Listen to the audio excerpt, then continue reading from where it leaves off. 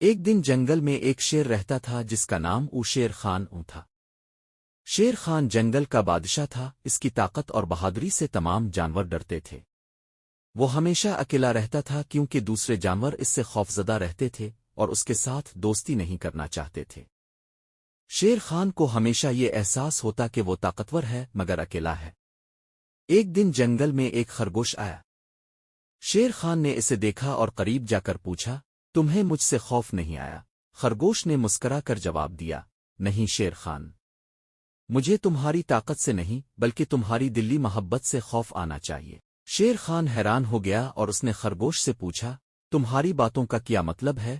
خرگوش نے کہا، تمہاری طاقت صرف تمہیں اکیلا بناتی ہے مگر تمہاری محبت اور دوستی تمہیں سچے دوست دے سکتی ہے۔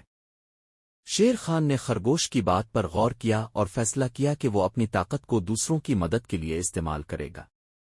وہ دوسرے جانوروں کو بچانے آیا، ان کے ساتھ وقت گزارا اور ان کی مدد کی۔ آہستہ آہستہ جنگل کے دوسرے جانوروں نے شیر خان کے ساتھ دوستی کرنا شروع کر دی۔ آخرکار شیر خان نے سیکھا کہ طاقت صرف جسمانی نہیں بلکہ دل کی محبت اور دوستی میں بھی ہے۔ اب وہ نہ صرف جنگل کا بادشاہ تھا بلکہ ہر جانور کا دوست بھی بن چکا تھا۔ اخلاقی سبق: سچی طاقت دل کی محبت اور دوستی میں ہے، اور محبت کے ذریعے ہم اپنے اکیلے پن کو ختم کر سکتے ہیں۔